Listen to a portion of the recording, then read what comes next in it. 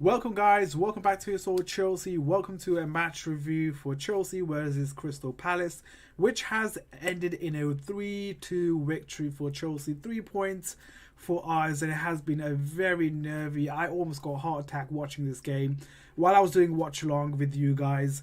It's a new way of me doing my match review. I've never done this before, so it's going to be top of my head, full on. There's no stopping here. So it's something I'm trying different on my channel, and hopefully it has some sort of benefits to it as well, because I've been doing videos and editing and all that. It takes a lot of time for me to release and get it out there. So I'm hoping that this would be an easier way of doing match review. So there's of course going to be a lot of things to talk about in this match review, and I'm going to be as quick as possible and try to sort of wrap it up within the 10 minutes, because I don't want to go beyond and just talk about and ramble things that don't really matter. So yeah, it's a review for the Chelsea and Crystal Palace. A very nervy game from the first minute to all the way 90 minutes. There was not a one point where I had to sort of I had the time to sort of breathe and relax and just take everything in. But it has been quick and end-to-end football. We're going to first of all start off with, of course, the lineup and how the lineup that Frank has gone for. He went for Kepa, Azpilicueta, Christensen and Zuma. I think those two partnership is really flourishing, and especially after this game, it really does tell us that the partnership between Christensen and Zuma is starting to establish, and may that continue. And I think Frank needs to just trust these two guys to be the main man. I do feel that Tomori is a very good centre back, and once he does come back into the first team, I have a feeling that he's gonna compete with Zuma and Christensen. Rudiger was, of course, a preferred centre back for Frank Lampard, but I think in the last two games he was a bit of a suspect at the back, and he let in a lot of goals. He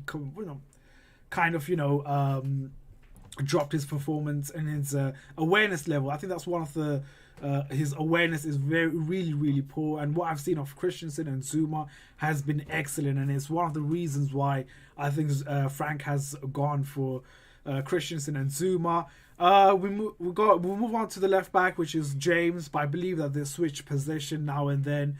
Azpilicueta was playing a lot of left back position, and James was playing as a right back.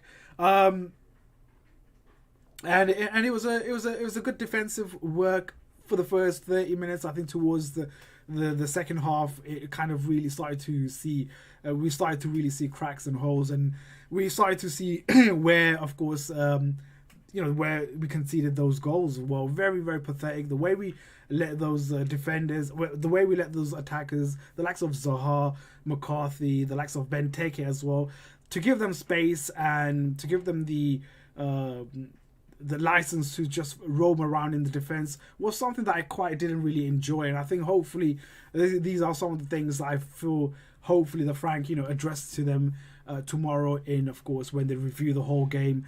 I'm not saying that defensively we are solid and that we are ready to go. I think there is some sort of investment still needed in that defensive part of it. I believe a centre back is very much needed. Moving forward in terms of the midfield, we went for Billy Gilmore, Ross Barkley and Willian. Now when the team news came out, I was a bit worried as to why Jorginho was not starting instead of instead of Gilmore. It was a very brave and a risky move from Frank Lampard to go for Gilmore rather than Jorginho. Of course, if Kova is out, if Kante is out, then ideally and realistically and logically it does make sense to you that it should be Jorginho that should be stepping in and not Billy Gilmore. Not to say that Billy Gilmore can't do the job there, but we have seen what Billy Gilmore can not offer. We have seen against Watford where Billy Gilmore was not physical enough to go up against the very big tall players, the likes of the Watford and Crystal Palace. Of course, have a very physical players, and to be honest, in this game, I think Billy Gilmore did a really decent job. There was a couple of moments in the game where he gave away balls and where he kind of lost possession, and also one major factor is, of course, he wasn't tracking back he allowed Zaha to have all the space in the world to take a shot and have all the time. I think this is where if the likes of N'Golo Kante or Kovac was there, who, you know, they were able to sort of close Zaha down very quickly, neutralize him, and sort of deal with the threat. But because Gilmour was there, because he's a bit inexperienced and hasn't been played a lot in the Premier League, that space was completely wide open. So yeah, I think Billy Gilmour still has a lot of learning to do, and hopefully Frank kind of points this area out, or kind of points out where he needs to improve. And I think you know, that the goal that Zaha scored was a clear indication where we kind of showed how immature of a player he is, and he still needs to grow. He will still get better as the years and weeks go by. Moving forward in terms of Barkley, I don't think Barkley had a very good game as well. He was very quiet for the majority of the game. Didn't really do much in my eyes, to be honest, the whole 90 minutes.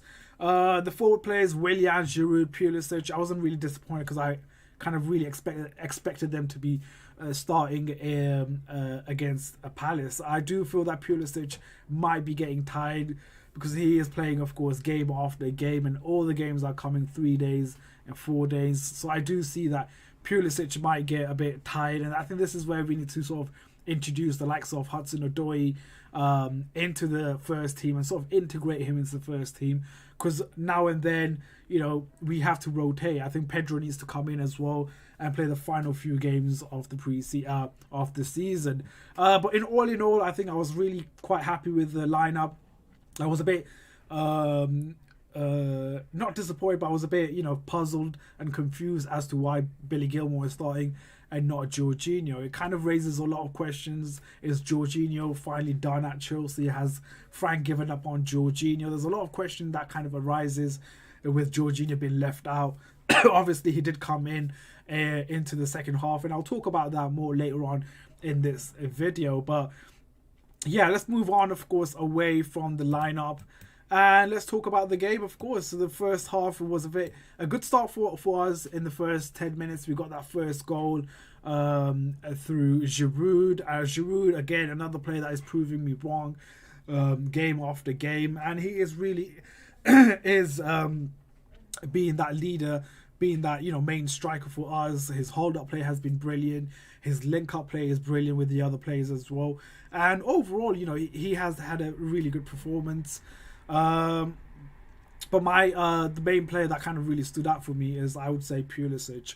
I thought he was a brilliant player for us. You know, putting a good performance. Oops, why is that not working? Yeah, I think he put in a good performance. And, you know, he was, for me, very close to being the man of the match.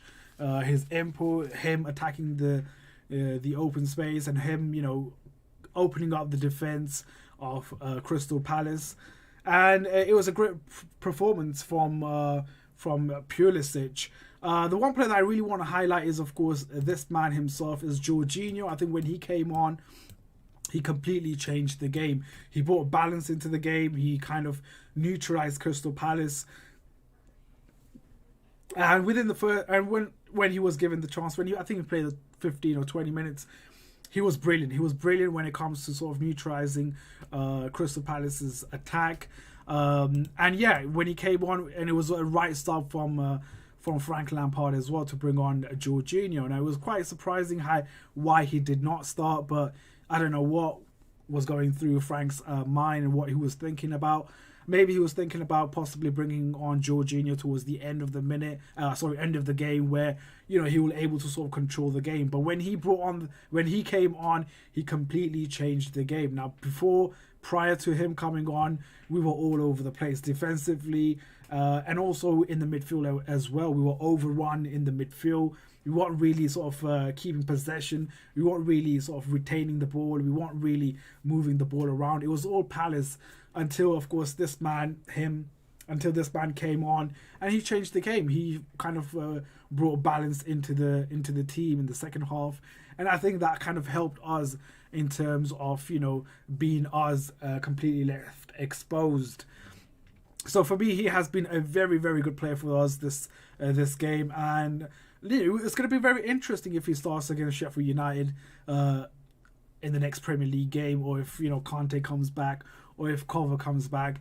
I do feel that he might possibly start against Sheffield United purely because of what he brings into the team.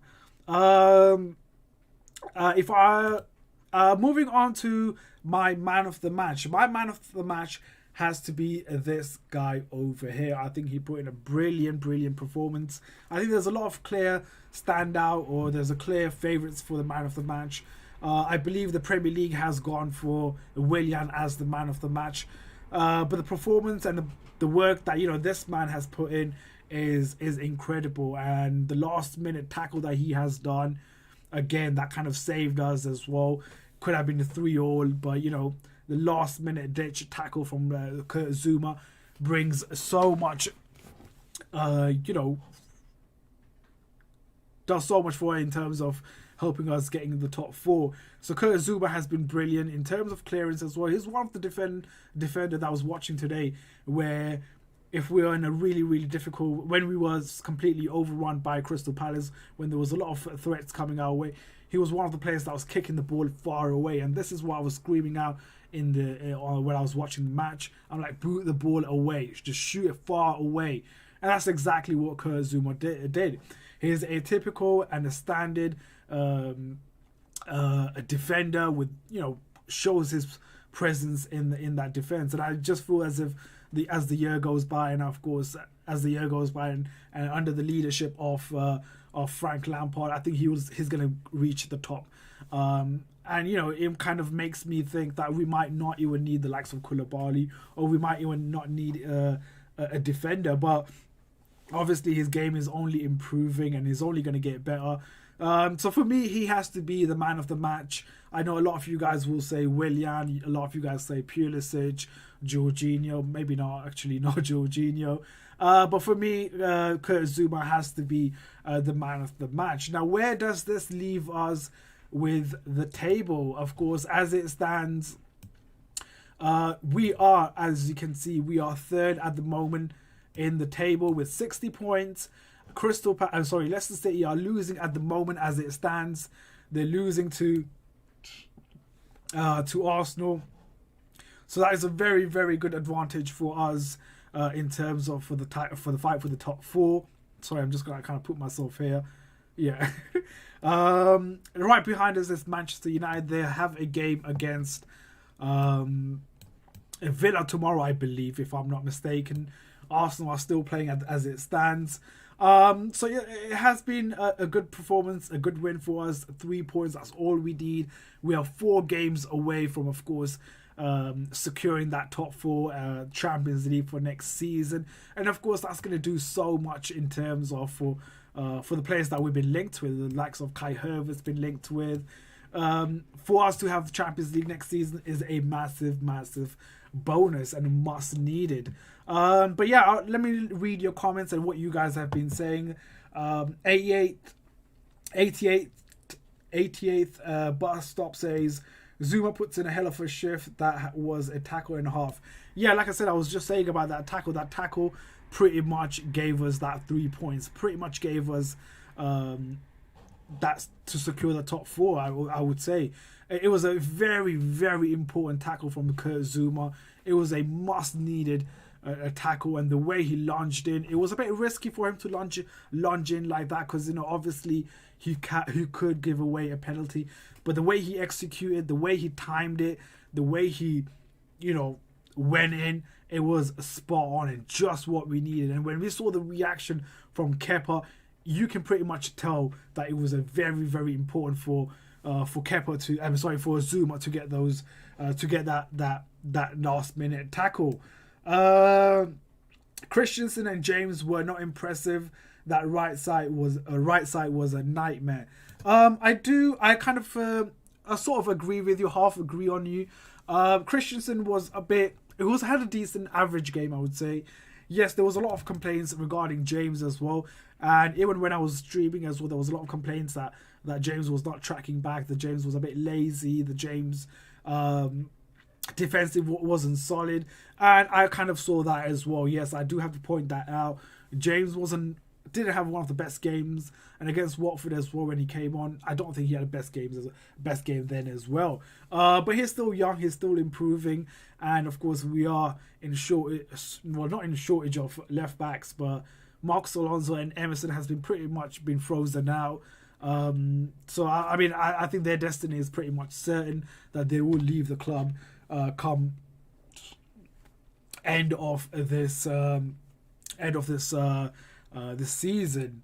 Jermaine says our defense let us down a bit.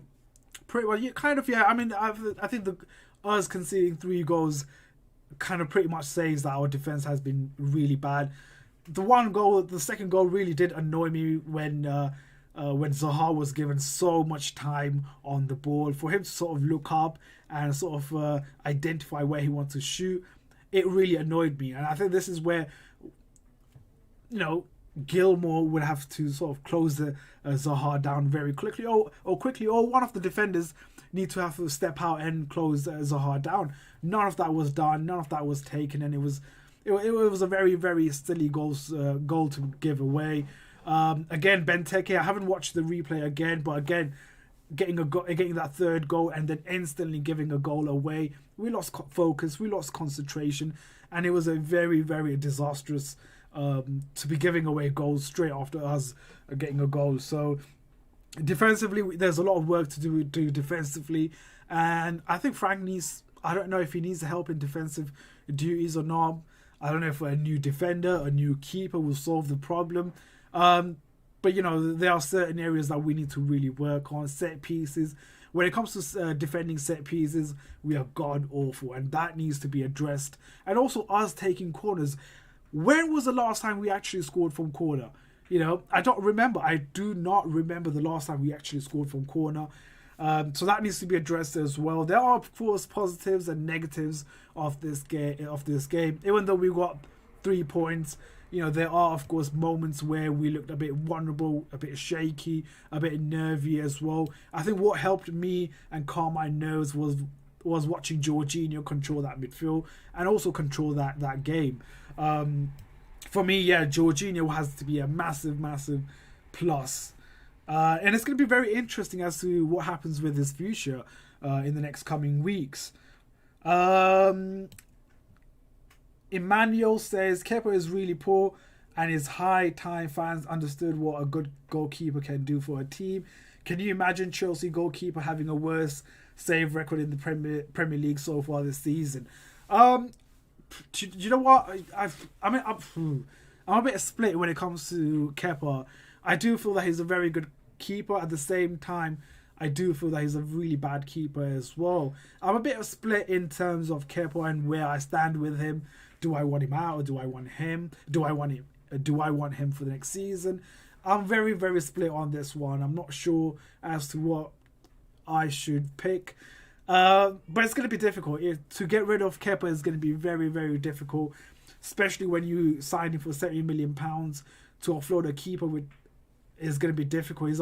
I'm pretty sure he's on 100 plus K per week as well. There is not going to be a lot of clubs out there that would be willing to spend £70 million or £60 million or even £50 million for a goalkeeper with, of course, what's going on in the world at the moment. Everyone has been hit financially, so I'm not sure if Kepa will be possible this season.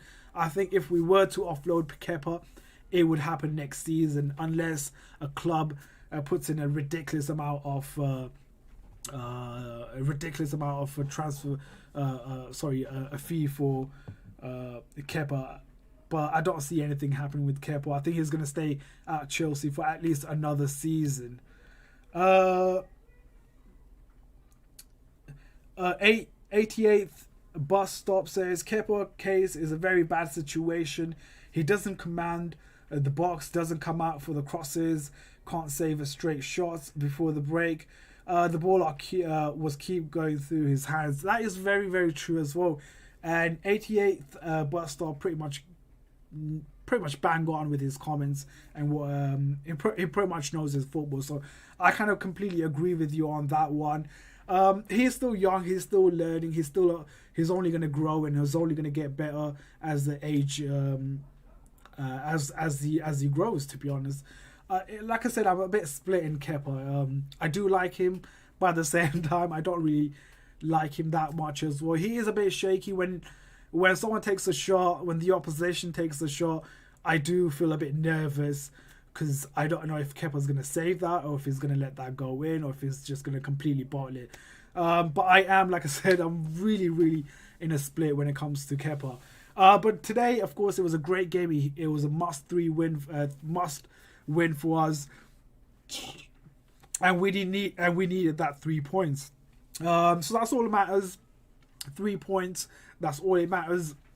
We are, as it stands, third in the table. I don't know what the score is for the Arsenal and the Leicester game. And it's still 1-0 to Arsenal. So hopefully that stays like that. It's a bit weird me supporting Arsenal right now, but you know, I want that Champions League spot. So that's going to pretty much do it for my match review for today's game against Palace. Like I said, it's the new format of me doing my match review. So it's unscripted. It's pretty much what I had for what's in my mind right now. And just, you know, giving a review, or honest review of the game, of today's game. Do let me know your thoughts in the comment section down below, guys. If you're new to this channel, make sure you guys subscribe and also give a massive thumbs up as well. It's been a brilliant day. 3 win. I mean, well, not 3 win, but 3 points. That's what I'm trying to say. 3 points. We need that Champions League. If you get that Champions League, then signing players is going to be very easy. I mean, I can just picture myself with Ziyech, Werner.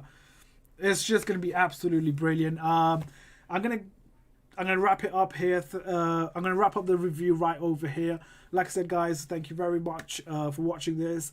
I'll be back tomorrow, of course, with some transfer news and news regarding Kai Havertz and other transfer targets that we have been linked with. Yeah, that's pretty much it. This is like first time doing a stream review, so yeah, that's gonna pretty much do it. Thank you very much for joining, guys. 3 points, third. That's third. That's what we want, and we're gonna get City, and we're gonna get Liverpool one day. But slow steps, baby steps. But yeah, we got next game against Sheffield United. That's gonna be a very interesting game as well. They are 8th at the table right now. You know, 48 points. They do. I'm pretty sure they are hoping for a Europa League for next season as well, so they will be fighting for it. It's going to be a difficult game against Sheffield United, so let's do this, guys. I'll be back, of course, tomorrow for the transfer news. We're going to do this. We're going to do this. We're going to do this, man. We're going to do this. We've got FA Cup coming up pretty soon as well, so that's going to be crazy. Thank you all for watching, guys. Thank you very much. I'll see you guys tomorrow. Till then, guys, take care. Come on. Oh, wrong side. Well, a bottle job. Alright, see you later, guys. Oh.